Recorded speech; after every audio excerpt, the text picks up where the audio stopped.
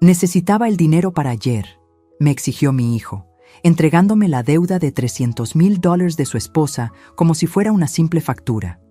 No me decepciones, mamá, agregó con desdén. Yo solo sonreí, sirviendo más café mientras él revisaba mensajes en su celular. 6 horas después, mi cuenta estaba a cero. Cuando regresaron por la noche para buscar el dinero, encontraron la casa vacía y solo un sobre la mesa. Cuando lo abrieron, palidecieron. Pero antes de continuar, asegúrate de ya estar suscrito al canal y escribe en los comentarios. ¿Desde dónde estás viendo este video? Nos encanta saber hasta dónde están llegando nuestras historias. La campanilla sonó a las 7:30 de la mañana de un martes cualquiera. 3 toques insistentes, como si el mundo se estuviera acabando. Yo ya sabía quién era incluso antes de abrir la puerta. Mi hijo Ricardo solo aparecía sin avisar cuando necesitaba algo. Dejé mi taza de té a medio beber en la mesa de la cocina y caminé lentamente por el pasillo. Por las ventanas de la sala divisé su coche, una camioneta SUV de lujo estacionada de cualquier manera en la entrada. Ricardo había heredado el talento para los negocios de su padre, pero ni una gota de paciencia o consideración. Cuando abrí la puerta, ya estaba con el celular en una mano y un sobre de papel marrón en la otra. Su rostro, siempre tan parecido al de su padre, estaba tenso. «Mamá», dijo, pasando a mi lado sin un abrazo, solo un beso rápido al aire. «Necesitamos hablar». Ricardo fue directo a la cocina como si la casa aún fuera suya, a pesar de haberse mudado hace más de 15 años. Se sentó en mi silla, puso el sobre en la mesa y comenzó a revisar su celular mientras yo lo seguía. «Un café estaría bien», murmuró sin levantar los ojos de la pantalla. Serví el café mecánicamente. 10 años como viuda, y aún servía a los hombres de mi vida como si fuera mi única función. Mientras ponía la taza frente a él, noté cuán tensas parecían sus manos, los nudillos blancos mientras tecleaba. «¿Fernanda está bien? ¿Los niños?», pregunté, refiriéndome a mi nuera y a mis nietos que casi nunca veía. «Están muy bien», respondió Ricardo vagamente. Finalmente guardó el celular y tomó un sorbo de café. «Iré directo al grano, mamá. Tengo un problema». Me senté al otro lado de la mesa. En el reloj de pared, los minutos pasaban lentamente. «Fernanda se metió en una situación complicada», continuó, empujándome el sobre. «Hizo algunas inversiones que no salieron bien». Abrí el sobre con cuidado. Dentro había estados de cuenta bancarios, notificaciones de cobranza y un documento que parecía un contrato de préstamo con una cifra destacada en rojo, $300,000. Mi corazón se aceleró. Era casi todo el dinero de mi jubilación, más lo que había sobrado de la venta del apartamento en el centro de Monterrey después de que Eduardo falleciera. «Ricardo», comencé, sintiendo la garganta seca, «esto es prácticamente todo lo que tengo». Tomó otro sorbo de café, sus ojos fríos ahora finalmente mirándome. «Mamá, no es como si necesitaras ese dinero. Vives sola en esta casa que ya está pagada. Tus gastos son mínimos. Y por el amor de Dios, tienes 68 años. ¿Para qué lo estás guardando?». Sus palabras me golpearon como una bofetada.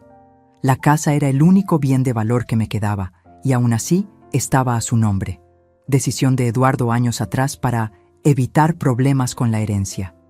«No es tan simple», argumenté. «Tengo mis medicinas, mis consultas».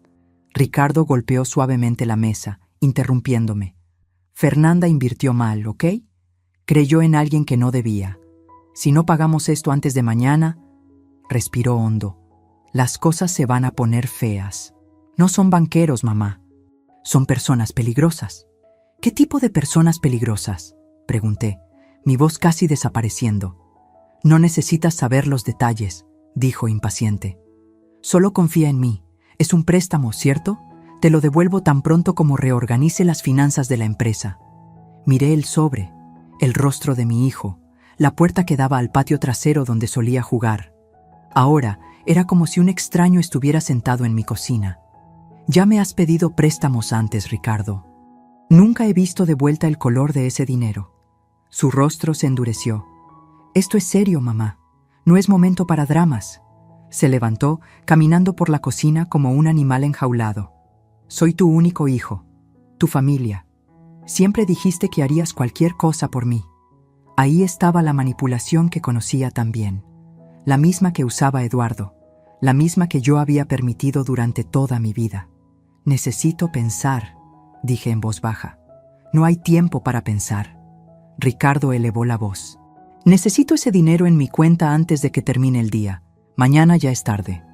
Se detuvo detrás de mi silla, poniendo sus manos en mis hombros. Sentí el peso de ellas como cadenas. Mamá, dijo suavizando la voz, sabes que no te lo pediría si no fuera importante. Es por la seguridad de Fernanda, de nuestra familia. Familia, la palabra que siempre funcionaba conmigo, como un encantamiento mágico que me hacía doblegarme, ceder, sacrificar. Está bien, respondí finalmente. Te lo transferiré. El alivio en el rostro de Ricardo fue casi palpable. Sonrió por primera vez desde que llegó. Esa sonrisa que me recordaba al niño que fue un día. Gracias, mamá. Sabía que podía contar contigo. Revisó el reloj. Tengo una reunión ahora, pero vuelvo en la noche para cenar y resolver esto. ¿De acuerdo? Asentí con la cabeza, incapaz de hablar. Ricardo tomó la carpeta, me dio un beso rápido en la frente y se dirigió a la puerta. No me decepciones, mamá. Agregó antes de salir, como si yo fuera la hija y él el padre. La puerta se cerró de golpe y me quedé sola en la cocina, con su taza de café a medio beber y la certeza de que acababa de cometer un error terrible. Por la ventana, vi su coche salir a toda velocidad, esparciendo grava por el jardín que yo había cuidado con tanto cariño. Fue entonces cuando una idea comenzó a formarse en mi mente. Una idea que la vieja Elena jamás consideraría. Tomé el teléfono y marqué un número que no usaba desde hacía mucho tiempo. Marisa, soy Elena. Necesito tu ayuda. Mi amiga llegó en menos de media hora. Marisa y yo nos conocimos en la universidad hace casi 50 años. Ella siguió una carrera como abogada, mientras yo abandoné el curso para casarme con Eduardo. Ella nunca aprobó mis elecciones, pero siempre estuvo cerca, esperando pacientemente que yo abriera los ojos. ¿300,000? Marisa casi se ahoga con el té que le había servido. Elena, eso es una locura. Es todo lo que tienes. Negué con la cabeza, sintiendo el peso de la realidad. No es la primera vez, Marisa. El año pasado fueron 100,000 para expandir el negocio. Antes de eso, 50,000 para resolver un problema con proveedores. Nunca he visto de vuelta ese dinero. Marisa puso la taza en la mesa con fuerza. ¿Y por qué sigues dándole? Elena, siempre fuiste inteligente. ¿Cómo no ves lo que está pasando? La pregunta me golpeó como un puñetazo. ¿Por qué continuaba? ¿Por amor? ¿Por miedo? ¿Por costumbre? Es mi hijo, respondí, la respuesta automática de siempre. Y tú eres su madre, no su banco, replicó Marisa. Eduardo te manipuló durante 30 años y ahora Ricardo sigue los mismos pasos. ¿Cuándo va a parar esto? Miré por la ventana, hacia el jardín que cultivé sola después de la muerte de Eduardo. Las rosas estaban floreciendo finalmente, después de años intentando hacerlas crecer en un suelo que no era propicio. Como yo, habían persistido contra todo pronóstico. Hoy, respondí, sorprendiéndome a mí misma. Esto para hoy. Marisa me miró fijamente, confundida. ¿Qué quieres decir? Respiré hondo, sintiendo algo romperse y recomponerse dentro de mí. Quiero que me ayudes a transferir todo mi dinero a una cuenta que Ricardo no conozca. Y quiero que me ayudes a salir de esta casa antes de que él regrese. Los ojos de Marisa se abrieron. Luego una lenta sonrisa apareció en su rostro. Elena Meneses, esperé casi 50 años para escucharte decir algo así. Sacó el celular del bolso. Tengo un apartamento de veraneo en Cancún que está vacío. Las llaves están en mi oficina. ¿Cuánto tiempo tenemos antes de que regrese? Dijo que vendría para la cena, así que unas 10 horas. Marisa miró el reloj. Tiempo suficiente. Iremos al banco primero. Luego pasamos por la notaría para que me des un poder a mi nombre, en caso de que necesites representación legal. Después de eso, empacamos tus maletas y nos vamos. Me levanté, sintiendo una mezcla de miedo y exaltación. En toda mi vida nunca había tomado una decisión tan radical. Se va a poner furioso, murmuré, más para mí misma que para Marisa. Ella tomó mis manos. Elena, ¿le tienes miedo? Pensé en el rostro de mi hijo cuando no conseguía lo que quería, en cómo cambiaba su voz, cómo se endurecían sus ojos. Sí, admití, como le tuve miedo a su padre. Entonces es hora de dejar de tener miedo. Marisa apretó mis manos. Vamos a buscar tus cosas. Fui a mi habitación y tomé la maleta que había usado solo 2 veces en los últimos 10 años. Abrí el armario y comencé a seleccionar ropa, pero pronto me di cuenta de que no quería llevar mucho de aquella vida. Solo lo esencial, algunos conjuntos, mis medicamentos, documentos importantes y las pocas joyas que tenían valor sentimental. En el fondo del cajón de la cómoda encontré la cajita de madera donde guardaba el único dinero que Eduardo nunca supo que tenía. Era poco, unos cuantos miles que ahorré vendiendo dulces y bordados a lo largo de los años. Mi secreto, mi pequeña rebelión. Tomé el portarretratos con la foto de mi madre y dudé ante la foto de Ricardo niño. Después de un momento decidí dejarla atrás. Cuando volví a la sala, Marisa estaba al teléfono, organizando todo. El vuelo a Cancún está confirmado para las 3 de la tarde. Aún tenemos tiempo de ir al banco y a la notaría. En el banco, la gerente pareció sorprendida con mi pedido de transferir todo el dinero a una nueva cuenta. Señora Meneses, ¿está segura? Es una cantidad considerable. Absolutamente, respondí, firmando los documentos. Y necesito que esta transacción no aparezca en estados de cuenta enviados a mi dirección residencial. Mientras esperábamos que se procesara la transferencia, Marisa me miró con curiosidad. ¿Qué le vas a dejar a Ricardo? ¿Alguna explicación? Pensé por un momento. Una nota, decidí, y una lección que debería haber aprendido hace mucho tiempo. Cuando volvimos a casa, escribí cuidadosamente en un papel que puse sobre la mesa de la cocina. Quien decepciona soy yo. La venganza es un plato que se sirve frío. Al salir por la puerta con mi maleta, miré la casa que había sido mi prisión durante tantos años. En el jardín, las rosas se balanceaban con la brisa, libres y fuertes, como lo sería yo a partir de ese día. En el taxi camino al aeropuerto, Marisa tomó mi mano. ¿Estás bien? Miré por la ventana, viendo la ciudad pasar rápidamente, llevándose décadas de sumisión. No, respondí honestamente, pero lo estaré. El apartamento de Marisa en Cancún era pequeño, pero acogedor, con vista al mar. La primera noche, sentada en el balcón escuchando las olas, encendí mi celular solo para apagarlo nuevamente cuando vi que había 17 llamadas perdidas de Ricardo. No estaba lista para enfrentarlo. Te encontrará eventualmente, dijo Marisa mientras me servía una copa de vino. Necesitamos un plan a largo plazo. Asentí, sintiéndome extrañamente tranquila. Nunca pensé que tendría el coraje de hacer esto. Siempre supe que lo tenías, Marisa sonrió. Solo necesitabas un empujón. En los días siguientes, mi celular continuó sonando. Ricardo, su esposa Fernanda, incluso mi hermana Claudia, que probablemente había sido reclutada para intentar localizarme. En uno de los mensajes de voz, Ricardo alternaba entre súplicas desesperadas y amenazas veladas. Mamá, por favor, llámame. Estoy preocupado por ti. Y luego, no puedes simplemente desaparecer así. La casa está a mi nombre. ¿Recuerdas? Piensa bien en lo que estás haciendo. Una semana después de mi fuga, comencé a reconstruir mi vida. Abrí una cuenta en un nuevo banco, alquilé un pequeño apartamento cerca de la playa y comencé a buscar algo para ocupar mi tiempo. A los 68 años, nunca había trabajado realmente, pero descubrí que mis dulces y bordados tenían mercado en ferias locales de artesanía. Marisa permaneció en Ciudad de México, pero se convirtió en mis ojos y oídos. Fue ella quien me contó sobre la furiosa visita de Ricardo a su oficina. Estaba fuera de sí, relató por teléfono, exigiendo saber dónde estabas, amenazando con demandar, diciendo que no estás mentalmente capaz de tomar decisiones financieras. ¿Y qué le dijiste?, pregunté. Le dije que estabas perfectamente cuerda y que si continuaba con las amenazas, yo presentaría una orden de restricción. Marisa se rió. Se puso rojo como un tomate. Creo que nadie lo había confrontado antes. Al final del primer mes, recibí una carta formal del abogado de Ricardo. Exigía mi regreso inmediato, alegando preocupación por mi salud mental y amenazando con una acción judicial para declararme incapaz. En el mismo sobre, había una nota manuscrita de Fernanda, sorprendentemente humilde. Elena, por favor, vuelve. Ricardo está descontrolado. Los acreedores nos están presionando. Te necesitamos.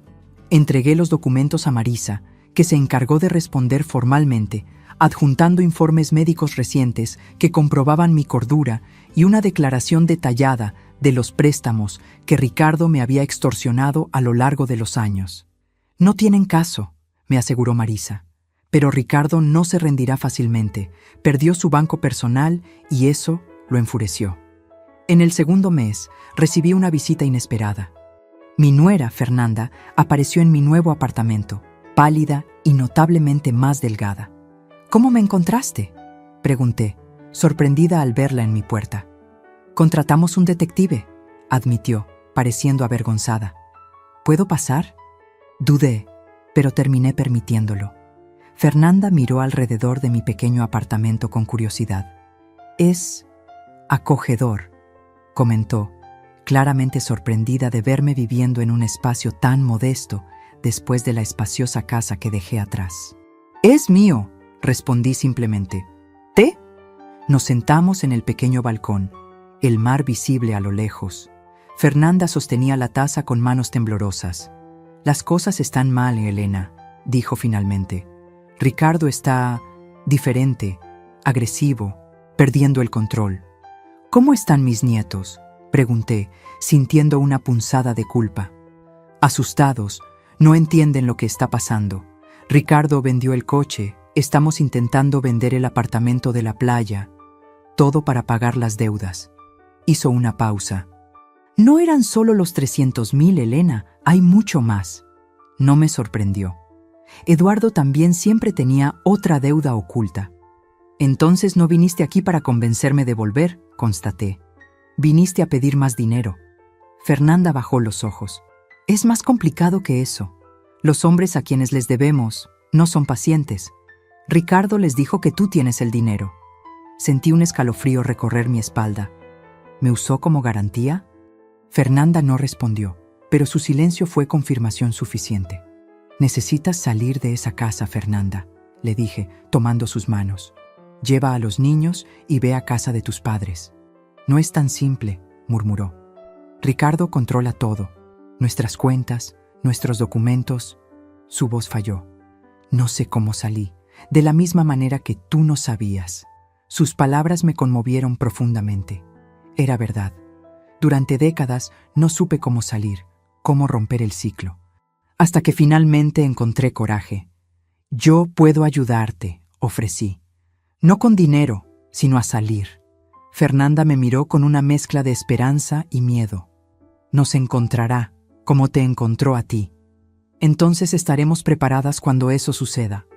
Respondí con una confianza que nunca había sentido antes. Pero primero necesitamos sacar a ti y a los niños de esa casa. Después de que Fernanda se fue, con un plan trazado y mi nuevo número de teléfono cuidadosamente escondido en su bota, me senté en el balcón, observando el atardecer. El horizonte anaranjado parecía un símbolo de mi propia transformación. De la oscuridad a la luz. Mi teléfono sonó. Era Marisa. «Fernanda te encontró, ¿cierto?», preguntó sin rodeos. «¿Cómo lo sabes?». Ricardo apareció en mi oficina nuevamente, esta vez con uno de esos acreedores suyos. Un hombre aterrador, con cicatrices en el rostro. Hicieron amenazas veladas, queriendo saber dónde estabas. Sentí que mi estómago se hundía. «¿Qué les dijiste?».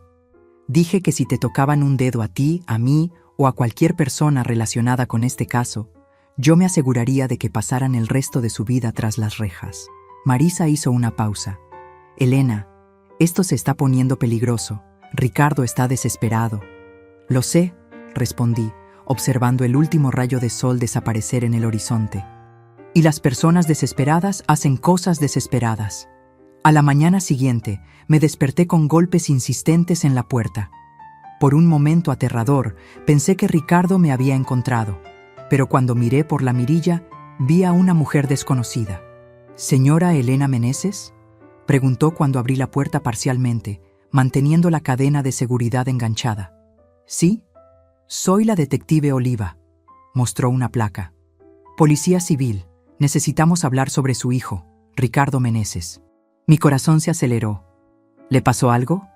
La detective mantuvo la expresión neutra. ¿Puedo pasar? La dejé entrar y le ofrecí café, que ella aceptó. Mientras preparaba las tazas en la pequeña cocina, intenté contener el temblor en mis manos. Señora Meneses, comenzó la detective, sentándose en el sofá. Su hijo está siendo investigado por fraude financiero, falsificación de documentos y posible participación con prestamistas usureros. Nos gustaría saber si usted tenía conocimiento de estas actividades. Sentí como si el suelo hubiera desaparecido bajo mis pies. Una parte de mí siempre supo que Ricardo no era honesto en sus negocios, como no lo había sido su padre, pero escuchar las palabras investigación policial lo hacía todo terriblemente real. No, respondí honestamente. Yo sabía que tenía problemas financieros, pero no la extensión o la naturaleza de ellos. La detective anotó algo en su cuaderno. Usted salió de casa repentinamente hace 2 meses, ¿correcto? ¿Puede decirnos por qué? Le conté todo. Los préstamos sucesivos, las manipulaciones, la presión por los 300,000 pesos. La detective escuchó sin interrumpir, solo haciendo anotaciones ocasionales. ¿Él usó su nombre en algún documento? ¿Le pidió que firmara papeles sin explicar de qué se trataban? Pensé por un momento. Hace algunos años, me pidió que firmara algunos documentos para facilitar transferencias financieras en caso de que necesitara ayuda. Dijo que era para mi protección en la vejez. La detective asintió. Encontramos varias transacciones sospechosas en cuentas abiertas a su nombre, señora Meneses. Cuentas que usted probablemente no sabía que existían. Cerré los ojos, sintiendo una ola de náusea. Ricardo no solo me había manipulado, había robado mi identidad. ¿Qué sucede ahora?, pregunté, intentando mantener la compostura. Continuaremos la investigación. Su declaración formal será necesaria en breve. Dudó. Debo advertirle que su hijo probablemente será acusado en las próximas semanas. Y, considerando las personas con las que se involucró, sería prudente reforzar su seguridad. Después de que la detective se fue, llamé a Marisa, que prometió viajar a Cancún en el próximo vuelo. Siempre supe que Ricardo estaba involucrado en cosas turbias, dijo, pero nunca imaginé que llegaría a este punto. Esa tarde, recibí un mensaje de Fernanda. Descubrió nuestro plan. Estoy encerrada en el cuarto con los niños. Está rompiendo todo. Mi sangre se heló. Llamé inmediatamente a la detective Oliva, que prometió enviar una patrulla a la dirección de Ricardo. Las horas siguientes fueron un borrón de llamadas, mensajes y actualizaciones fragmentadas. Cuando cayó la noche, solo sabía que Fernanda y mis nietos estaban seguros en una casa de apoyo, y que Ricardo había sido detenido para interrogatorio después de resistirse a la intervención policial. Marisa llegó alrededor de las 9 de la noche, encontrándome en el balcón, mirando el mar oscuro. Se sentó a mi lado en silencio por algunos minutos. ¿Cómo te sientes?, preguntó finalmente. Culpable, admití. Si yo no me hubiera ido, tal vez esto no habría sucedido. Marisa negó con la cabeza firmemente. No, Elena. Si no te hubieras ido, estarías hundiéndote junto con él, probablemente siendo usada para más esquemas fraudulentos. Tomó mi mano. Hiciste lo único que podías haber hecho. Te salvaste. Y al hacerlo, probablemente salvaste a Fernanda y a tus nietos también. A la mañana siguiente, el titular del periódico local me dejó sin aliento. Empresario es arrestado por fraude y vínculos con organización criminal. La foto de Ricardo siendo llevado esposado por la policía parecía pertenecer a otra realidad, no a la mía. El teléfono sonó. Era la detective Oliva. Señora Meneses, su hijo está solicitando su presencia en la comisaría. Insiste en hablar solo con usted. Miré a Marisa, que ya había leído la noticia y me observaba con preocupación. No tienes que ir, dijo, después de todo lo que hizo. Sí tengo que ir, interrumpí, sorprendiéndome a mí misma. Necesito mirarlo a los ojos y terminar esto de una vez por todas. La comisaría era un lugar frío e impersonal, con luces fluorescentes que destacaban cada arruga en mi rostro cansado. Ricardo fue llevado a una sala de visitas, esposado y vistiendo un uniforme gris que lo hacía parecer más pequeño, más viejo. Cuando me vio, sus ojos, tan parecidos a los de su padre, se llenaron de lágrimas. «Mamá», dijo, la voz quebrada, «viniste». Me senté frente a él, manteniendo distancia. «Querías verme». «Estoy aquí». Ricardo parecía un animal acorralado, mirando a su alrededor como si buscara una salida. «No entiendes la situación en la que estoy», comenzó, inclinándose hacia adelante. «Esas personas no juegan. Si no pago lo que debo». «No», interrumpí, mi voz sorprendentemente firme. «Tú no entiendes la situación en la que estás. No estoy aquí para darte dinero, Ricardo. Ese tiempo se acabó». Su rostro cambió, la vulnerabilidad dando paso a la rabia. «Me abandonaste cuando más te necesité, tu propia familia. ¿Es eso lo que les vas a decir a tus nietos? ¿Que dejaste que su padre se pudriera en la cárcel?» Respiré hondo, negándome a ser manipulada nuevamente. «Les diré que su padre tomó malas decisiones, al igual que su abuelo, y que yo, finalmente, tomé una decisión correcta». Ricardo golpeó las manos esposadas en la mesa. «La casa está a mi nombre. No tienes nada». «Me tengo a mí misma», respondí levantándome. «Algo que casi pierdo completamente por culpa de hombres como tú y tu padre». Caminé hasta la puerta, luego me detuve y me giré. «Fernanda y los niños están seguros. Tendrán una oportunidad de empezar de nuevo, lejos de ti». Hice una pausa. «Y yo también». Mientras salía de la comisaría, sentí como si un peso enorme hubiera sido retirado de mis hombros. El sol de Cancún brillaba intensamente, casi cegador después de la iluminación artificial de la comisaría. Marisa me esperaba en el coche. «¿Cómo te fue?», preguntó preocupada. Miré una última vez el edificio grisáceo donde dejé a mi hijo y décadas de sumisión.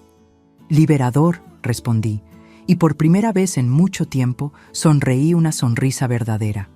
6 meses pasaron desde mi fuga y el arresto de Ricardo.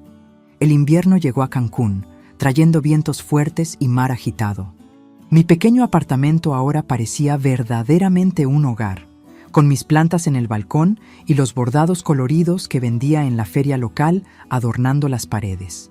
Fernanda y mis nietos, Lucas de 8 años y Mariana de 6, se habían mudado a una ciudad en el interior de Jalisco, cerca de su familia. Hablamos semanalmente por videollamada, una tecnología que aprendí a dominar con la ayuda de Marisa. Los niños se estaban adaptando bien a la nueva vida, aunque aún preguntaban por su padre ocasionalmente. «Abuela, ¿cuándo podemos visitarte?», preguntó Lucas durante nuestra última conversación. «En las vacaciones de julio», prometí. «Vamos a construir castillos de arena y a buscar conchas en la playa». La imagen de Fernanda apareció en la pantalla, sonriendo tímidamente. Parecía más saludable ahora, con las mejillas más llenas y la mirada más tranquila. «¿De verdad nos estás invitando, Elena?» «Claro que sí. Mi apartamento es pequeño, pero cabemos todos. Será bueno tener la risa de los niños por aquí». Después de la llamada, me quedé sentada en el balcón, observando las olas furiosas romper en la playa. El juicio de Ricardo estaba programado para el próximo mes. Las acusaciones eran graves: fraude, falsificación, uso de documentos falsos, asociación con organización criminal. Marisa estimaba una sentencia de al menos 10 años. Yo había accedido a testificar no por venganza, sino por justicia, para mí, para Fernanda y para todos los demás que Ricardo había engañado a lo largo de los años. El teléfono sonó, sacándome de mis pensamientos. Era un número que no reconocí. Elena Meneses, una voz masculina, desconocida. «Sí, ¿quién habla?» «Aquí es Rodrigo Méndez, abogado de su hijo». Sentí un apretón en el pecho. En los últimos meses, Ricardo había cambiado de abogado varias veces, cada uno prometiendo milagros jurídicos que nunca se materializaban. «¿Qué puedo hacer por usted?» Ricardo quisiera proponer un acuerdo. Tiene información sobre operaciones mayores que pueden interesar al Ministerio Público a cambio de una reducción de pena, pero necesita su ayuda. Respiré hondo, ya imaginando a dónde iría a parar aquello. ¿Qué tipo de ayuda? Financiera, naturalmente. Para cubrir los honorarios del equipo jurídico especializado. 200,000 pesos. Casi me río. Era increíble la audacia. Señor Méndez, ya no tengo esa cantidad. E incluso si la tuviera, no la usaría de esa manera. Señora Elena, su tono se endureció. Su hijo se enfrenta a más de 10 años de prisión. Como madre, interrumpí. Ya hice lo que pude por décadas. Ahora Ricardo necesita enfrentar las consecuencias de sus propias acciones. Hubo un silencio prolongado al otro lado de la línea. Él dijo que usted respondería así. Pidió que le dijera que aún tiene copias de documentos que usted firmó. Documentos que pueden implicarla en algunos de sus esquemas. Mi estómago se anudó, pero mantuve la voz firme. Dígale a mi hijo que el chantaje es un crimen más para añadir a su lista, y que estoy dispuesta a enfrentar cualquier acusación si eso significa finalmente romper este ciclo. Colgué el teléfono con las manos temblorosas. Inmediatamente llamé a Marisa y le informé sobre la conversación. Está fanfarroneando, me aseguró. Cualquier documento que puedas haber firmado, ya aclaramos con la policía que fue bajo manipulación. Además, la investigación ya estableció un patrón de comportamiento de él. Aún así, esa noche fue difícil. Me quedé despierta, repasando mentalmente cada papel que firmé a lo largo de los años a pedido de Ricardo o Eduardo. ¿Cuántos contratos? ¿Cuántos poderes? ¿Cuántos documentos que apenas leí, confiando en que mi marido o mi hijo tenían mis mejores intereses en mente? A la mañana siguiente, me desperté con golpes en la puerta. Era la detective Oliva nuevamente, acompañada de otro policía. Señora Meneses, necesitamos que nos acompañe a la comisaría. Hubo un desarrollo en el caso de su hijo. En el camino, la detective explicó. Ricardo había intentado sobornar a un guardia para que le entregara un celular de contrabando a su celda. El guardia, parte de una operación interna, había grabado todo. En la comisaría, me mostraron la transcripción de una llamada que Ricardo pretendía hacer tan pronto como tuviera el celular. Era para uno de los hombres a quienes debía dinero, ofreciendo mi dirección en Cancún como garantía de que pagaría sus deudas. Mi madre tiene dinero escondido, decía la transcripción. Si no puedo pagar, ustedes saben dónde encontrarla. Leí las palabras, sintiendo un frío que parecía venir de dentro de mis huesos. Mi propio hijo estaba dispuesto a poner mi vida en riesgo para salvar su propia piel. Señora Meneses, la detective habló gentilmente. Considerando estas nuevas evidencias, estamos ofreciendo protección policial temporal y sugerimos fuertemente que considere cambiar de domicilio una vez más. Volví a casa escoltada por un policía. Marisa ya estaba allí, habiendo sido informada por la detective. Me abrazó tan pronto como entré. Ya estoy buscando un nuevo lugar para ti, un condominio cerrado, con seguridad. Miré alrededor de mi pequeño apartamento, a las plantas que había cuidado con tanto cariño, las cortinas coloridas que había cosido, la vista del mar que me traía paz todas las mañanas. No, dije, sorprendiéndome a mí misma. No voy a huir nuevamente. No voy a dejar que Ricardo continúe controlando mi vida, incluso desde detrás de las rejas. Marisa me miró con una mezcla de preocupación y admiración.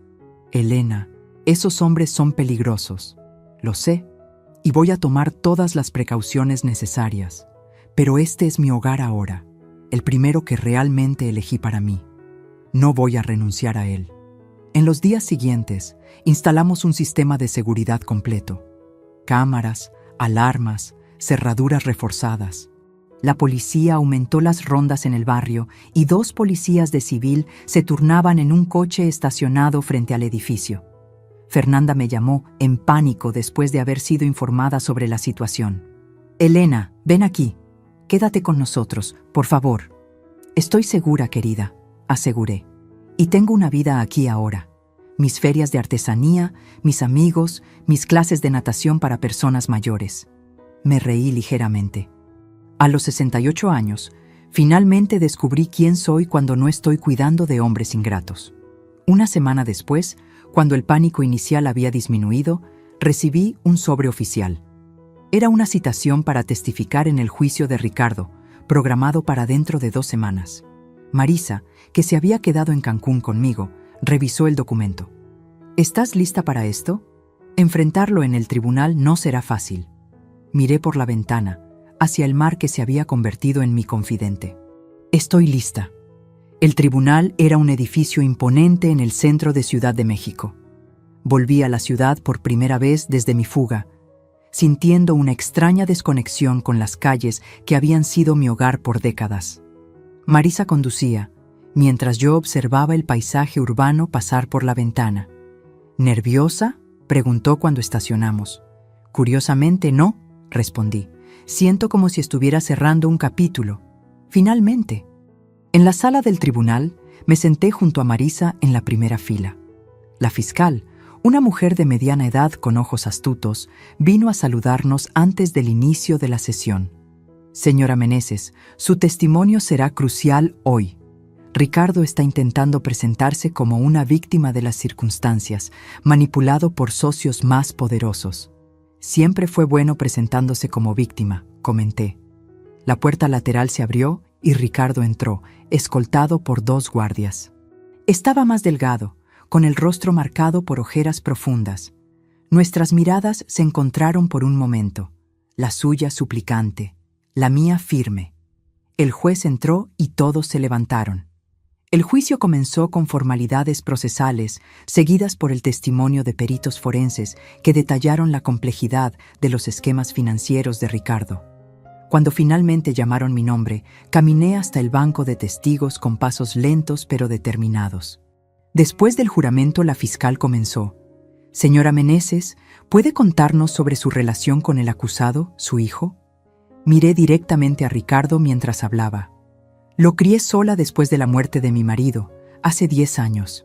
Antes de eso, vivíamos como una familia aparentemente normal, solo aparentemente. ¿Qué quiere decir? Mi marido, Eduardo, padre de Ricardo, también era manipulador y controlador financieramente. Ricardo aprendió del mejor. La fiscal asintió. ¿Puede detallar cómo su hijo la manipulaba financieramente? Conté todo. Los préstamos sucesivos, las promesas nunca cumplidas, la presión emocional, el chantaje velado. En el último episodio, exigió 300,000 pesos, prácticamente todos mis ahorros, para supuestamente pagar una deuda de su esposa. Cuando me di cuenta de que nunca volvería a ver ese dinero, como no vi los anteriores, decidí irme. ¿Qué la hizo tomar esa decisión después de tantos años cediendo a sus exigencias? Pensé por un momento. Fue el desprecio en su voz, respondí honestamente. Cuando dijo, no me decepciones, mamá. Me di cuenta de que no me veía como una persona, solo como un recurso a ser explotado. En ese momento, algo dentro de mí se rompió y se recompuso de una manera diferente. El abogado de Ricardo se levantó para el contrainterrogatorio. Era un hombre de mediana edad, con un traje caro y una expresión calculada. Señora Meneses, ¿usted se considera una buena madre? La pregunta me tomó por sorpresa. Vi a la fiscal comenzar a protestar, pero levanté la mano ligeramente. Por décadas, creí que ser una buena madre significaba darle todo a mi hijo: dinero, tiempo, autoestima. Ahora entiendo que ser una buena madre también significa enseñar responsabilidad y consecuencias. Usted abandonó a su hijo cuando más la necesitaba. El abogado presionó. No, señor. Yo dejé de posibilitar comportamientos destructivos. Hay una gran diferencia. ¿Y qué hay de las amenazas que su hijo supuestamente hizo contra usted? ¿No le parece conveniente que estas alegaciones surjan justamente cuando él está a punto de proponer un acuerdo con el Ministerio Público? Mantuve la calma, a pesar de la insinuación. Las grabaciones hablan por sí solas. Y no me parece conveniente que mi propio hijo haya ofrecido mi dirección a criminales como garantía para sus deudas. Me parece trágico. Cuando finalmente fui dispensada, volví a mi lugar sintiendo las piernas temblorosas. Marisa apretó mi mano en silencio. El juicio continuó con otros testimonios. Empleados de Ricardo, clientes perjudicados, incluso Fernanda, que describió años de mentiras y manipulación. Durante todo el tiempo, observé a Ricardo poniéndose cada vez más agitado, susurrando furiosamente con su abogado. Al final del día, cuando el juez anunció un receso hasta la mañana siguiente, Ricardo me miró una última vez antes de ser llevado. Ya no había súplica en sus ojos, solo un odio frío que me hizo estremecer. En el hotel esa noche no pude dormir. La expresión de Ricardo me acosaba. Era la misma expresión que Eduardo tenía cuando no conseguía lo que quería. Una mezcla de rabia y cálculo, como si estuviera planeando su próximo movimiento. Por la mañana, volvimos al tribunal para escuchar las alegaciones finales. La fiscal presentó un caso contundente, detallando años de fraudes y manipulaciones. El abogado de Ricardo intentó pintarlo como un hombre de negocios en dificultades que cometió errores, pero no crímenes intencionales. Cuando el juez se retiró para deliberar, Marisa y yo fuimos a tomar café a una cafetería cercana. Estaba revolviendo distraídamente mi café cuando noté a un hombre sentado algunas mesas más allá, observándonos. Cuando nuestras miradas se cruzaron, desvió la vista rápidamente. «Marisa», susurré, «aquel hombre nos está observando». Ella miró discretamente. «Debe ser un reportero. El caso ganó cierta atención de los medios locales». Pero algo en la postura del hombre, en la forma en que evitaba el contacto visual mientras claramente nos monitoreaba, me alarmó. «Volvamos al tribunal», sugerí. Al salir, noté que el hombre también se levantó. En el camino de regreso, mantuvo distancia, pero continuó siguiéndonos. En el tribunal, mencioné el incidente a uno de los policías, que prometió estar atento. La sesión se reanudó con el juez regresando para anunciar su decisión. En el caso del Estado contra Ricardo Eduardo Meneses, este tribunal lo considera culpable de todas las acusaciones. Una ola de alivio me recorrió, seguida inmediatamente por una profunda tristeza. Mi hijo, el niño que un día acuné en mis brazos, ahora era oficialmente un criminal condenado. El juez continuó, detallando la sentencia. 12 años de prisión, con posibilidad de progresión después de 4 años, además de multas y restituciones a los perjudicados. Ricardo permaneció impasible durante la lectura de la sentencia. Cuando los guardias se acercaron para llevárselo, se giró en mi dirección. «Esto no ha terminado», dijo lo suficientemente alto para que yo lo oyera. «Te vas a arrepentir». Mientras salíamos del tribunal, noté nuevamente al mismo hombre observando de lejos. Esta vez, lo señalé directamente al policía que nos acompañaba. El hombre se dio cuenta y desapareció rápidamente entre la multitud. «Necesitamos volver a Cancún hoy mismo», le dije a Marisa mientras caminábamos hacia el coche. «No me siento segura aquí». En la semana siguiente al juicio, intenté retomar mi rutina en Cancún. La protección policial se había reducido a rondas periódicas, ya que las amenazas de Ricardo parecían menos viables ahora que estaba condenado y bajo vigilancia constante. Una tarde, mientras volvía de la feria donde vendía mis bordados, noté un coche desconocido estacionado cerca de mi edificio. Algo en el vehículo me alertó. Tal vez el hecho de que los cristales eran demasiado oscuros, o que estaba estratégicamente posicionado con vista a la entrada del edificio. En lugar de entrar en el edificio, pasé de largo y llamé a la detective Oliva. «Puede que no sea nada», admitió ella, «pero no cuesta nada verificar. Quédese en un lugar público mientras enviamos a alguien». Entré en un café cercano y esperé, observando por la ventana. 20 minutos después, una patrulla se acercó al coche sospechoso. 2 hombres salieron rápidamente e intentaron alejarse, pero fueron interceptados por los policías. Mi teléfono sonó. Era la detective. «Señora Meneses, atrapamos a 2 individuos con historial criminal. Estaban con armas no registradas y su dirección anotada en un papel». Sentí un escalofrío recorrer mi espalda. ¿Los socios de Ricardo? Probablemente. Los estamos interrogando ahora. ¿Usted tiene algún lugar seguro donde pueda quedarse por algunos días? Llamé a Marisa inmediatamente. Su respuesta fue rápida y decisiva. «Voy a buscarte en 1 hora. Iremos a mi casa de playa en Playa del Carmen.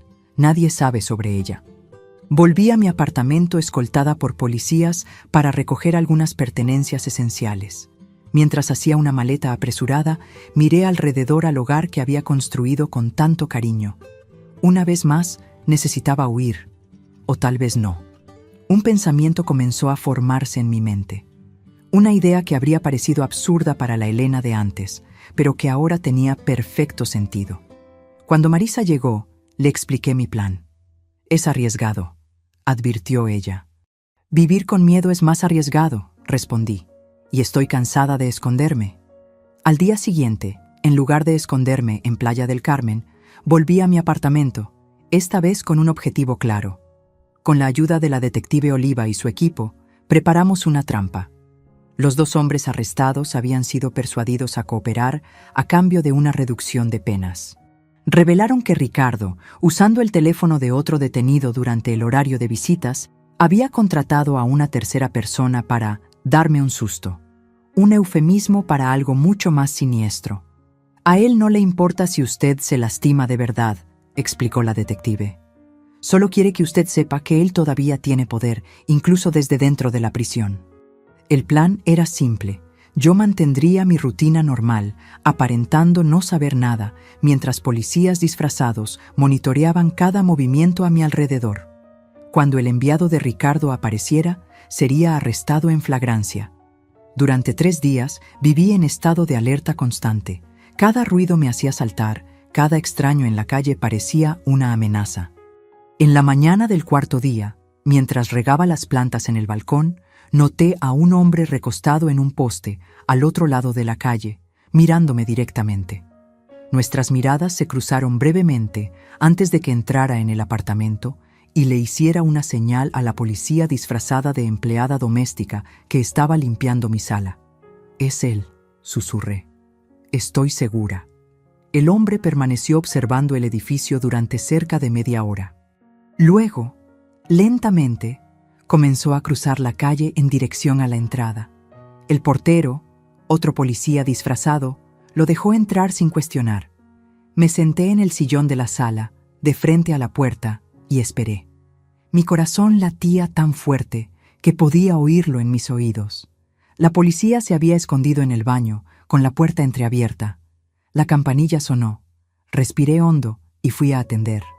«¿Señora Elena Meneses?», preguntó el hombre, un individuo de apariencia común que podría pasar fácilmente desapercibido en una multitud. «Sí, tengo un recado de su hijo». Antes de que él pudiera hacer cualquier movimiento, 3 policías surgieron de diferentes puntos del pasillo, rindiéndolo rápidamente. El hombre no se resistió, pareciendo casi aliviado por haber sido capturado. Más tarde ese día, la detective Oliva me visitó para informarme que el hombre había confesado todo. Ricardo había prometido pagar 5,000 pesos para que él asustara a la madre ingrata que lo había abandonado. «¿Y qué significaba exactamente asustar?», pregunté. La detective dudó. Debía romper algunos objetos en su apartamento, hacer amenazas verbales y... Ella hizo una pausa. «Y dejar marcas visibles en usted. Nada fatal, pero lo suficiente para que usted nunca más se sintiera segura». Me senté, sintiendo que mis piernas flaqueaban. ¿Eso es suficiente para nuevas acusaciones contra Ricardo? Sí, intento de agresión, contratación de terceros para cometer crimen, amenaza. Eso probablemente eliminará cualquier posibilidad de progresión de pena en los próximos años. Una semana después, visité a Ricardo en la prisión. Pareció sorprendido al verme, como si no esperara que yo tuviera el coraje de enfrentarlo nuevamente. «Vine a decir adiós, Ricardo», dije cuando nos sentamos frente a frente, separados por un vidrio. «¿Adiós?», él frunció el ceño. «Sí, la persona que intentaste asustar confesó todo. Vas a enfrentar nuevas acusaciones y probablemente pasarás mucho más tiempo aquí de lo que imaginabas». Hice una pausa. «Pero no vine aquí por eso. Vine para decir que estoy siguiendo adelante con mi vida». Ricardo rió amargamente. «¿Qué vida?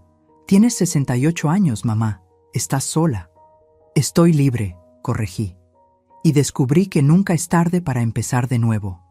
Sabes, yo siempre me definí como esposa de Eduardo o madre de Ricardo. Ahora estoy descubriendo quién es Elena». Él me miró con una mezcla de desprecio y confusión. «¿Y quién es Elena?». Sonreí genuinamente. Una mujer que finalmente aprendió a valorarse. Una mujer que ya no tiene miedo. Ricardo golpeó el vidrio, frustrado. Tú piensas que se acabó, pero no se acabó. Voy a salir un día. Cuando ese día llegue, si llega, estaré preparada. Me levanté. Adiós, Ricardo. Mientras caminaba para salir del presidio, sentí una ligereza que no experimentaba desde hacía décadas. El cielo estaba particularmente azul ese día. El aire parecía más dulce. Marisa me esperaba en el coche. ¿Cómo te fue? Liberador, respondí. Realmente liberador. Un año pasó desde mi fuga. El otoño llegó a Cancún, pintando los árboles de rojo y naranja. Mi pequeño negocio de bordados había crecido. Ahora yo tenía 3 alumnas, mujeres mayores como yo, que venían toda semana para aprender y principalmente conversar. Fernanda y los niños me habían visitado 2 veces. Lucas y Mariana llenaron mi apartamento con sus risas y energía, construyendo castillos de arena en la playa y recolectando conchas que ahora decoraban mi balcón. Fernanda estaba trabajando como profesora en la nueva ciudad, lentamente reconstruyendo su confianza. Ricardo había sido condenado por 3 años más debido al intento de intimidación. Las noticias sobre él llegaban ocasionalmente a través de la detective Oliva, que se había convertido en una amiga. Por lo que sabíamos, él estaba quieto, tal vez finalmente aceptando su situación. En una tarde de sábado, mientras volvía de la feria de artesanía, encontré a una mujer esperando en la puerta de mi edificio. Debía tener unos 50 años, cabellos canosos y un rostro que me parecía vagamente familiar.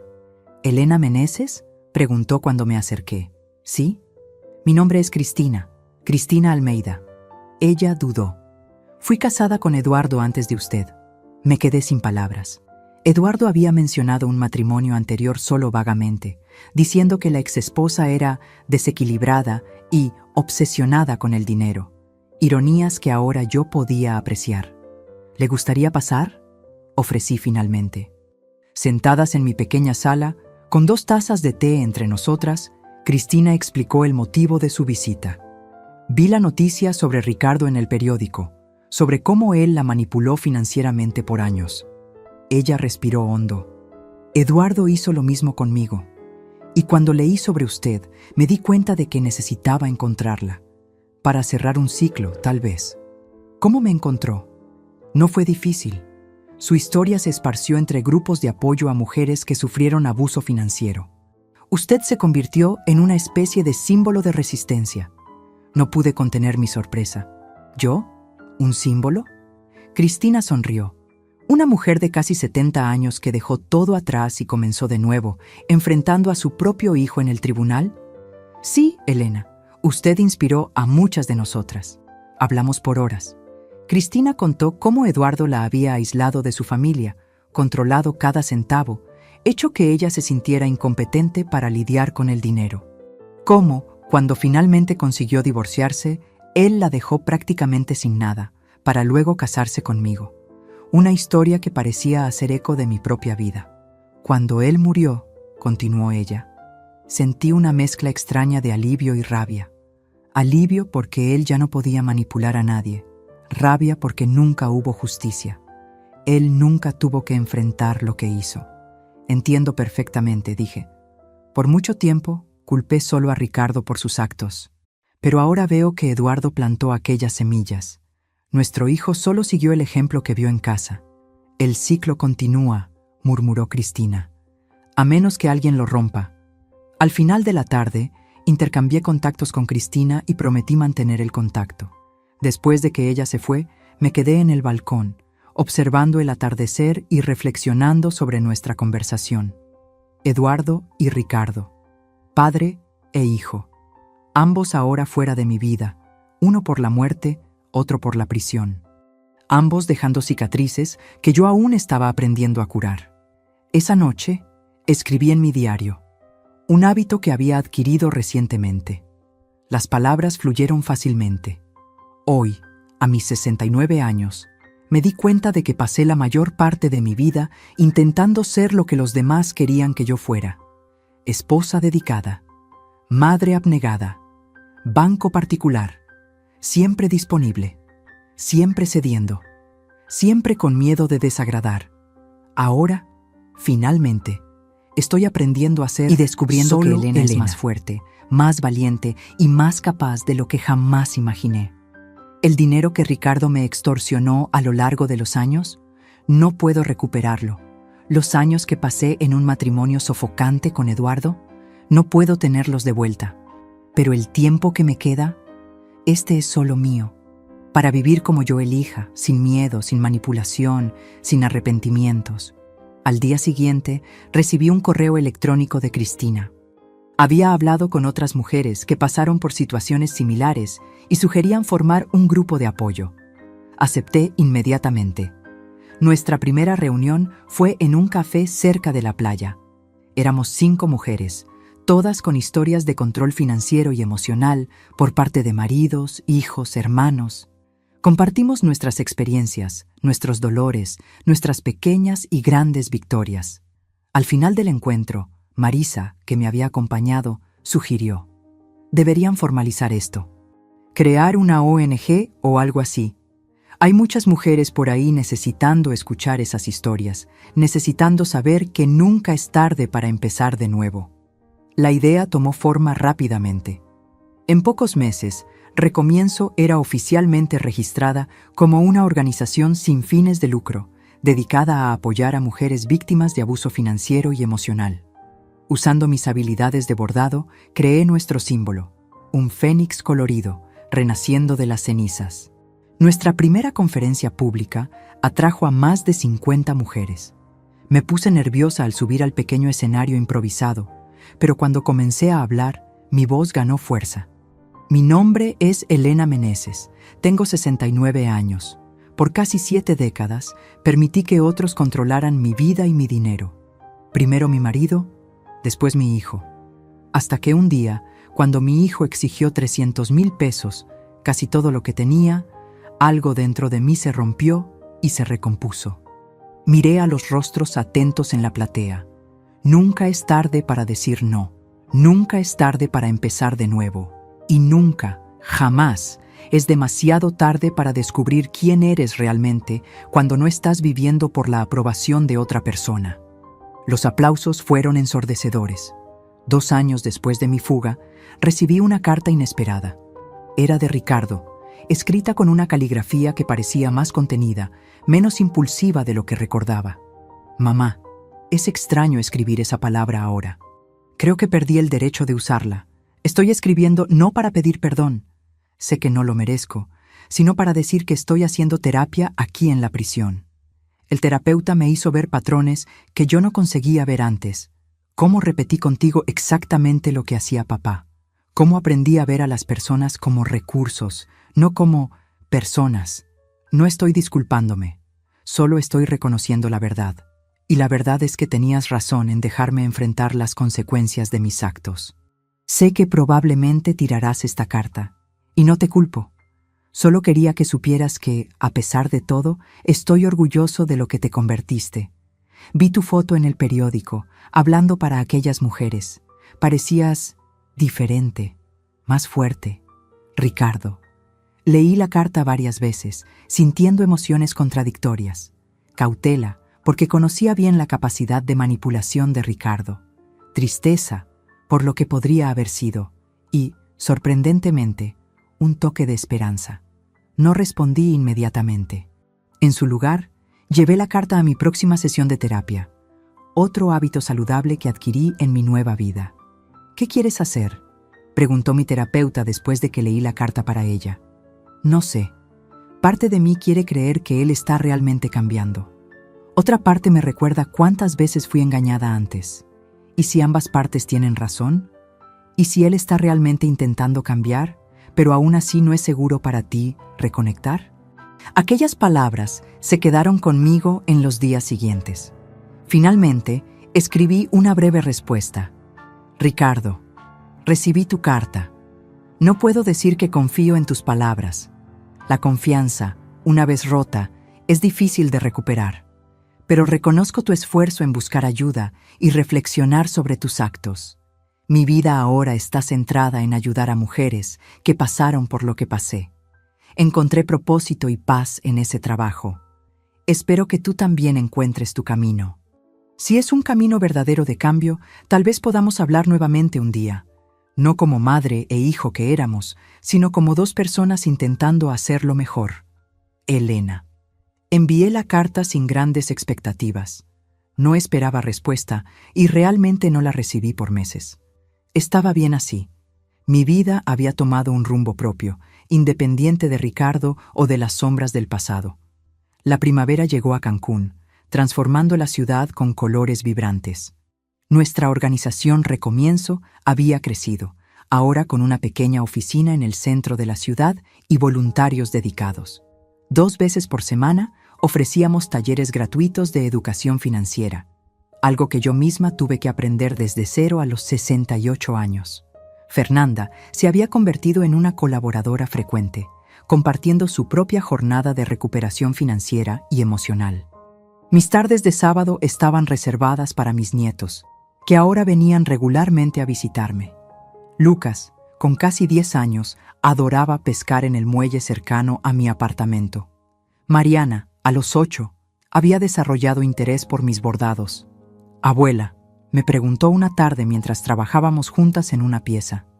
¿Eres feliz ahora? La pregunta me tomó por sorpresa. Dejé de bordar y miré a mi nieta. Sus ojos curiosos, su rostro inocente.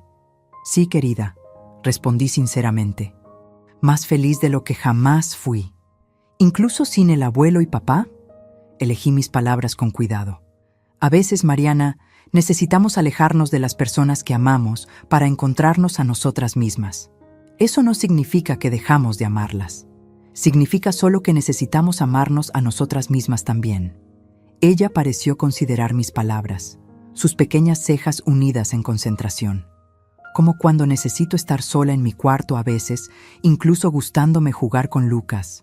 Sonreí admirando su sabiduría infantil. Exactamente así. En junio de aquel año, recibí una llamada inesperada. Era la detective Oliva. Señora Meneses, estoy llamando para informarle que su hijo será transferido al régimen semiabierto el próximo mes. La noticia me tomó desprevenida. Creí que con las acusaciones adicionales, ha demostrado buen comportamiento, completó programas de rehabilitación y sus abogados consiguieron una revisión de pena. Todavía tendrá restricciones severas, pero podrá trabajar durante el día. Agradecí la información y colgué, sintiendo una inquietud que no experimentaba desde hacía mucho tiempo. Ricardo estaría parcialmente libre. ¿Qué significaría eso para mí, para Fernanda, para los niños? Llamé a Marisa inmediatamente. ¿Crees que necesito preocuparme?, pregunté después de relatar la noticia.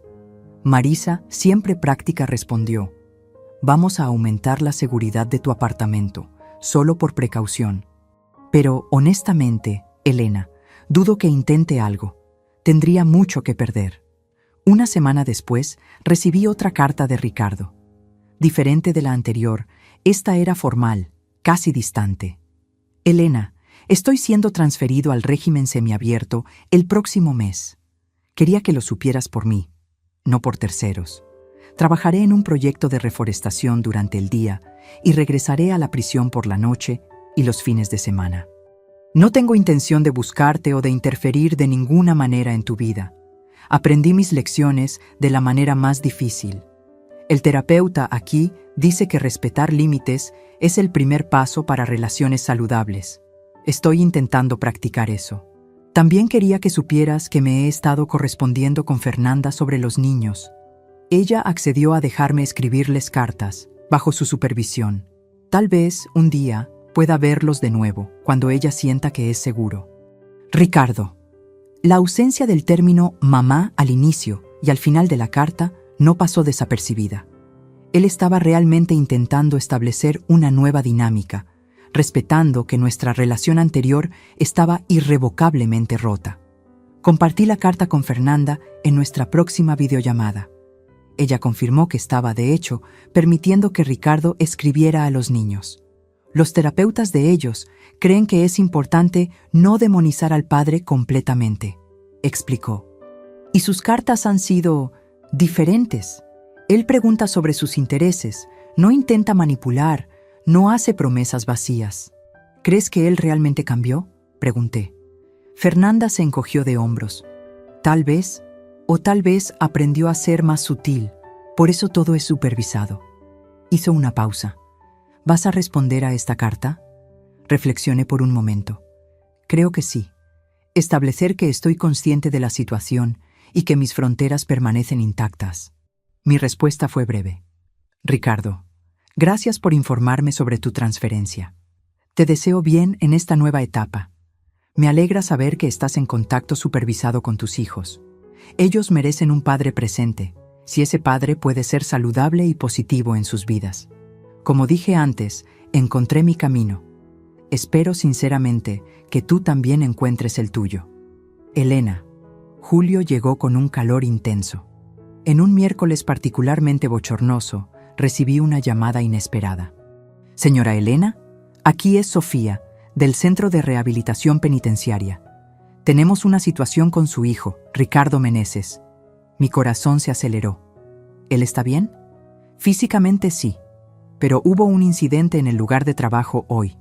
Él tuvo una discusión con otro detenido y, bueno, se negó a tomar represalias cuando fue provocado. De hecho, se alejó y buscó a un supervisor. El problema es que eso lo marca como objetivo para otros detenidos y estamos preocupados por su seguridad. ¿Qué tiene que ver eso conmigo?, pregunté, confundida. Ricardo solicitó transferencia a otro proyecto, idealmente uno donde él pueda trabajar solo o con supervisión directa. Tenemos una vacante en un programa de rehabilitación urbana, restaurando una plaza pública cerca de su barrio. Pero necesitamos su aprobación, dado el historial entre ustedes. Me quedé en silencio por un momento, procesando la situación. Ricardo había elegido no tomar represalias, incluso cuando fue provocado, algo que el Ricardo que yo conocía jamás habría hecho. Y ahora necesitaba mi ayuda. ¿Él pidió específicamente trabajar cerca de mí?, pregunté, cautelosa. No, señora. De hecho, cuando mencionamos la ubicación, él dudó y preguntó si había otras opciones. Pero este es el único proyecto que atiende a sus necesidades de seguridad en este momento. Aquello me sorprendió. Ricardo estaba realmente intentando respetar mi espacio. ¿Cuál sería la distancia entre su lugar de trabajo y mi apartamento?, pregunté. Aproximadamente 15 cuadras. Él no tendría permiso para salir del área del proyecto, que sería monitoreada.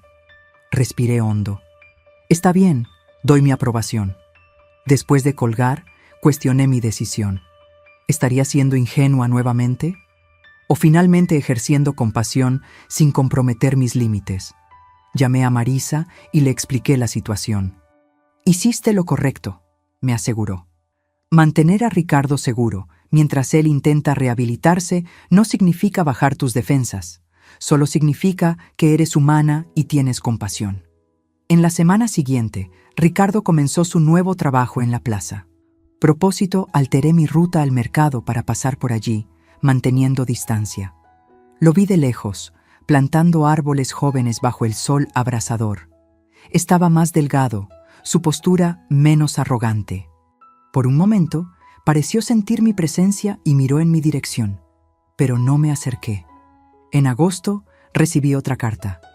Elena, sé que me viste en la plaza hace algunas semanas. Gracias por no acercarte, y gracias por aprobar mi transferencia a este proyecto. El trabajo ha sido terapéutico. Hay algo profundamente satisfactorio en transformar un espacio abandonado en algo hermoso y útil para la comunidad. No estoy pidiendo perdón o reconciliación. Solo quería expresar gratitud por este pequeño acto de bondad que no merecería. Ricardo. La carta era diferente de las anteriores. Más centrada, menos manipulativa. Decidí responder con un gesto simbólico. Al día siguiente, dejé una pequeña caja en el centro comunitario que supervisaba el proyecto. Dentro había herramientas de jardinería de buena calidad y un libro sobre paisajismo urbano. Sin nota, sin expectativas. Semanas pasaron sin respuesta, y estaba bien así. Había aprendido que las relaciones saludables no exigen reciprocidad inmediata o calculada. En septiembre, nuestra organización Recomienzo realizó un evento mayor, un taller de fin de semana sobre independencia financiera para mujeres. Yo sería la oradora principal, compartiendo mi jornada de dependencia total a la autonomía financiera. En la mañana del evento, el salón estaba lleno con casi 100 mujeres. Subí al escenario sintiendo aquella mezcla familiar de nerviosismo y determinación. «Buenos días», comencé. «Mi nombre es Elena Meneses. A mis 70 años, estoy aprendiendo quién soy cuando no estoy siendo definida por los hombres de mi vida». La platea rió gentilmente, muchas asintiendo en reconocimiento. Hace 3 años, mi hijo apareció en mi puerta exigiendo 300,000 pesos, casi todo lo que tenía. Como tantas veces antes, él contaba con mi incapacidad de decir no. Y como tantas de ustedes saben, esos patrones no comienzan de la nada. Son cultivados a lo largo de décadas. En mi caso, comenzó con mi marido controlando cada centavo, cada decisión, haciéndome creer que yo era incapaz de administrar mi propia vida. Mientras hablaba, noté movimiento en el fondo del salón. Una figura alta y delgada había entrado discretamente y permanecía de pie cerca de la puerta. Mi corazón se aceleró al reconocer a Ricardo. Por un momento, perdí el hilo de mi discurso. La platea percibió mi hesitación, algunas girando para ver lo que me había distraído. Respiré hondo y continué. El momento más difícil y más liberador de mi vida fue cuando finalmente dije no. Cuando salí por la puerta con solo una maleta y la determinación de no ser más una extensión de la cuenta bancaria de otra persona. Hablé por 30 minutos más, consciente de la presencia silenciosa de Ricardo en el fondo del salón. Él no intentó acercarse, solo escuchó. Cuando terminé, recibí una ovación de pie. Mujeres se acercaron para compartir sus historias, pedir consejos, agradecer. Ricardo permaneció donde estaba, esperando pacientemente que la multitud disminuyera. Finalmente, cuando el salón estaba casi vacío, él se acercó lentamente. Parecía incierto, vulnerable de una forma que nunca había visto antes. «Hola», dijo simplemente. «Hola», respondí. «Tu discurso fue poderoso y doloroso de escuchar». Hizo una pausa. «Gracias por las herramientas de jardinería». Nos quedamos en un silencio extraño, 2 personas que un día fueron tan cercanas, ahora prácticamente extrañas. «¿Cómo supiste del evento?», pregunté finalmente. «Fernanda lo mencionó en una carta. Pedí permiso especial para venir, solo para escuchar». Asentí, notando cómo él respetaba los límites, pidiendo permiso en lugar de presumir derechos. «¿Estás bien?», pregunté, genuinamente curiosa. «Estoy diferente», respondió después de un momento de reflexión. «Aprendiendo a vivir con las consecuencias de mis elecciones, aprendiendo a existir sin manipular o controlar». Él encontró mis ojos. «Es más difícil de lo que imaginé». «Generalmente lo es», concordé. Ricardo miró el reloj. «Necesito volver. Tengo solo 2 horas de permiso». Dudó, entonces agregó. «Transformaste algo terrible en algo significativo. Estoy...». Él buscó la palabra correcta. Orgulloso no es la palabra correcta. Impresionado, inspirado tal vez. Mientras él se giraba para salir, me oí decir: «Ricardo». Él se detuvo, girándose hacia mí. «¿Te gustaría tomar un café cualquier día de estos? En un lugar público, claro». La sorpresa en su rostro era genuina. Sí, me gustaría mucho. «No estoy prometiendo reconciliación», aclaré. «Solo una conversación». «Entiendo completamente», él asintió. «Es más de lo que merezco». Una semana después, nos encontramos en un café concurrido cerca de la plaza donde él trabajaba. Un guardia penitenciario discreto permaneció a algunas mesas de distancia, parte de las condiciones de la salida temporal de Ricardo.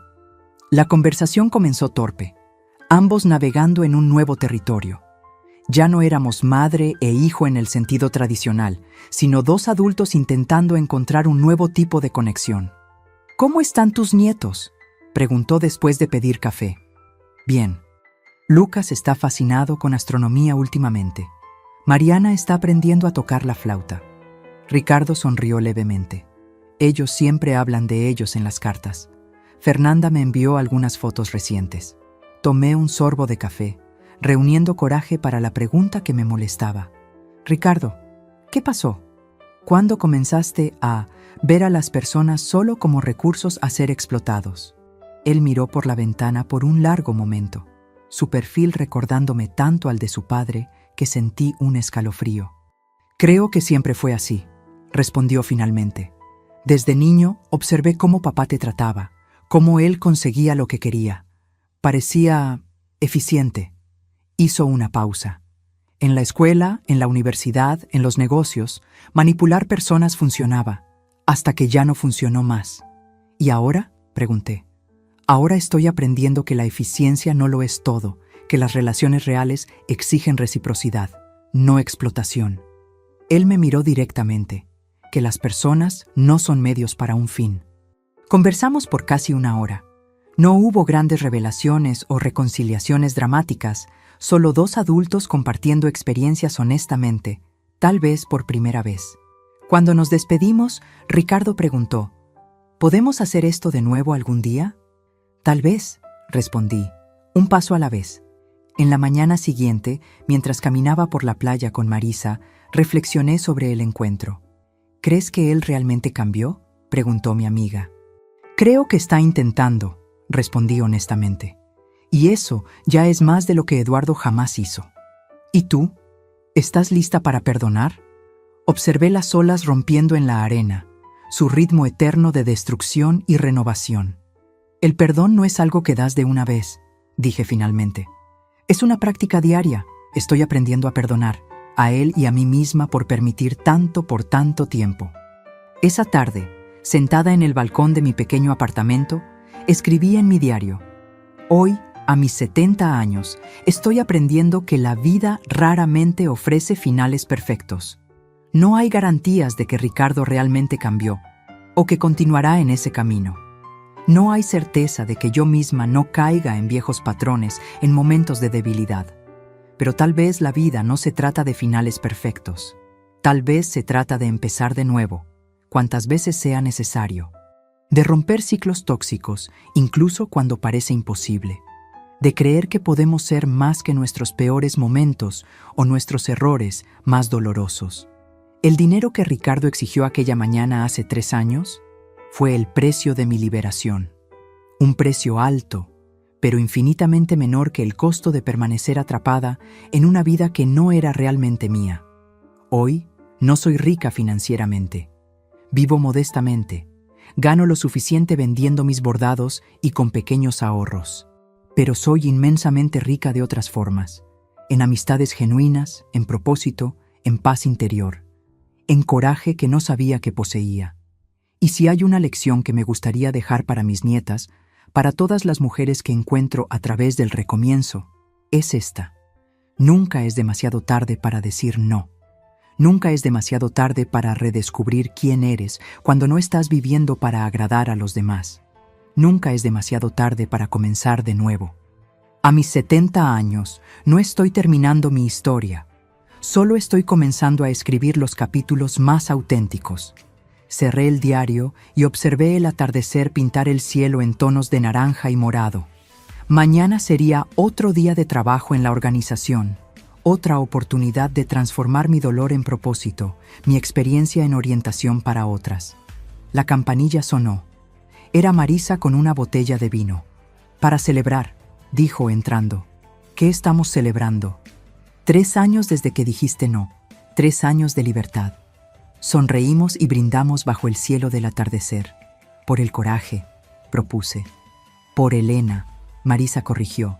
Finalmente viviendo su propia vida. Ahora, si te gustó esta historia, haz clic en suscribirse y dime en los comentarios qué parte te dejó boquiabierto. Y no olvides hacerte miembro para tener acceso a videos exclusivos que no publico aquí. Te espero allí.